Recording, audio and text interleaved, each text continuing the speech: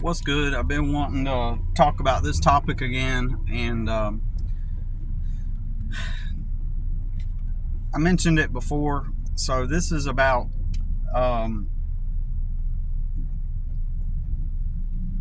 people will pick up on everything about you, even if they can't consciously understand what's going on. Then they're still picking up on subtle things about you that differentiate you from them in a bad way, and it does not work in your favor. Okay, it works against you actually. To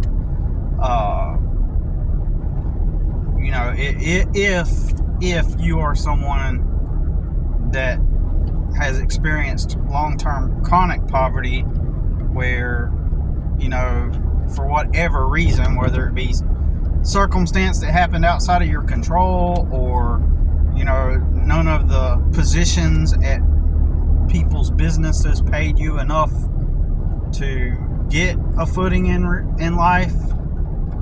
Doesn't matter what the circumstances was. If the government fraudulently made some claims about you where you had to spend all the money you ever made and keep putting it back into overcoming your legal stuff. Like even tomorrow, I have an appointment with someone who's not an attorney, but he's an advocate, and it's costing me $200. And it's always a gamble because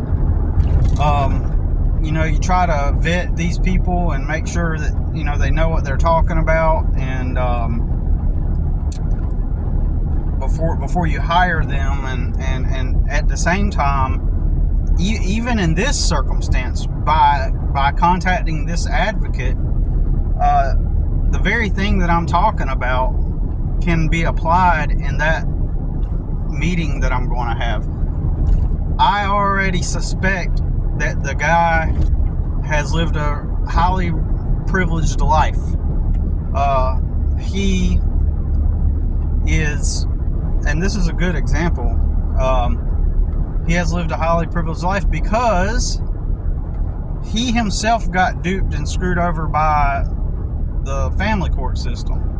And so I'm going by the assumption that he's learned a lot, but he's trying to go up to DC and create reform in the Title 4D system. The Title 4D system was originally it was for poor people, okay?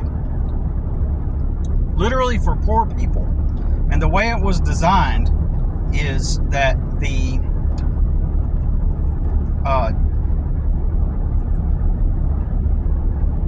when people that were poor, when like the family splits up or whatever, for whatever reason, or they have a child out of wedlock and the mother has to get on government assistance, Title 4D gives her the assistance, right? And and obviously somebody's got to pay for it. So what they do is they go after the father. Generally, it can work the other way around, but most of the time they're going after the father, and they want to reimburse the funds given to the mom that's on welfare. It's weird though. I mean, I don't understand it, because isn't it your taxes when you get money taken out of your paycheck? Isn't that supposed to go to welfare? And at the same time, there is a $60 billion, with a B, $60 billion industry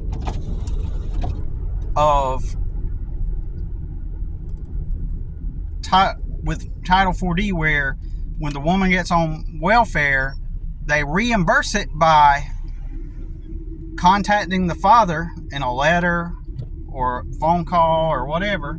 They'll send the sheriff's deputies out to serve him these papers. They even use the word serve as if it were court, but it's not court.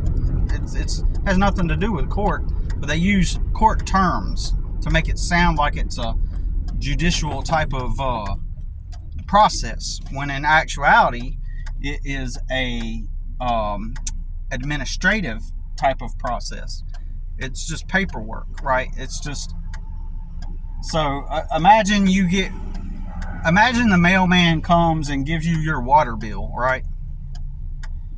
Or gives you your credit card bill, and instead of saying I delivered the mail to him, the mailman says I served him, right? It's the same thing, like, but in reality you wouldn't say that mailman is serving you. Like, okay, so if let's say that the credit card company wanted to offer you a new credit card, right?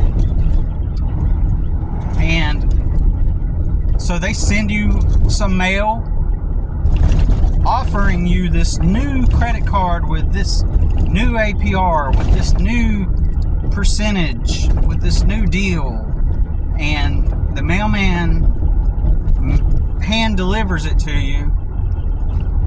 Maybe even you're standing by your mailbox whenever he comes, and he gives you this credit card offer. Does that mean that you've been served? Are you being served?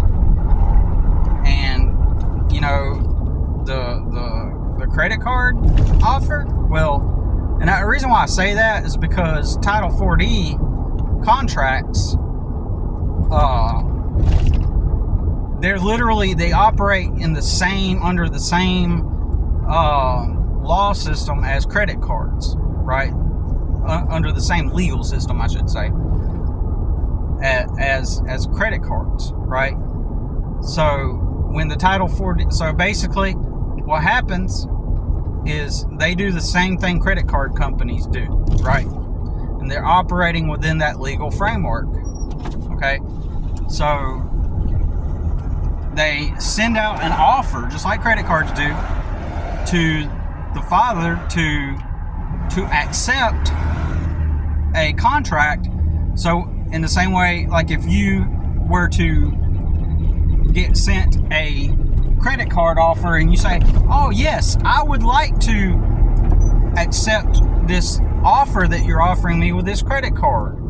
And so you get the credit card and you sign the paperwork, and then now you have a credit card. So now you're under contract with the credit card company that you are going to pay off all the debt that you accrue with that contract. You sign the contract, they send you the card, you spend $1,000. So now you're $1,000 in debt with this credit card company.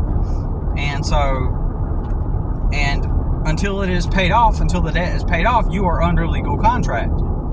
So when the Title 4D agency, literally it's the same thing, sends you, I mean, it might be worded differently, but legally it's the same thing. They send you this offer to get into contract with them so that you can, so that you will be, they send you an offer to go under contract with them. All right, so you accept it or you don't accept it, right? So legally, in my opinion, you don't have to accept it, right? In my opinion, I believe it's voluntary. I'm just going to say that I believe it is voluntary. Okay. And so you sign up for but unlike the credit card companies, they trick you into signing the contract. They keep you ignorant to how it legally works and make you think by using words like serve, and instead of a mailman, they'll have a sheriff deputy deliver it, and that makes it look official because it's a deputy that came out. So that makes you believe that you are being summoned to court, and they use court terms. Imagine the credit card company switched their vocabulary around, or the words that they use, and used court-sounding official words to make it sound like you are legally obligated to sign up for their credit card. It's the same thing, right? So that's what Title 4D does. So, let's say they give mom $300 a month in welfare, for example, to make it simple.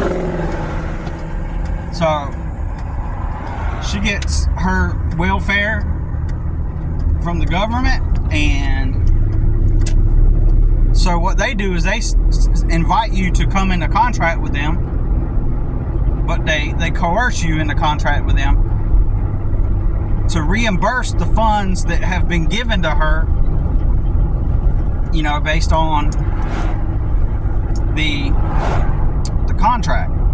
I meant based on what the government has given her in welfare. But wasn't the welfare supposed to be taken out of your paycheck if you're an employee or if you work, right? Isn't that weird? So, interesting. So, and so that was meant for poor people, right? Predominantly. But the United States government said, hey, we don't have to just make money off of poor people. We can make money off of the general population. So now let's start, for whatever reason, let's just open it up to everybody. Any woman that wants to send out a letter to invite their baby daddy into a contract with the Title 40 system, whether he's poor or if he's rich or middle class, it doesn't matter. We're going to send them contract letters out. And then the moment he agrees to it, now he's legally bound to it. But we're not going to tell him that.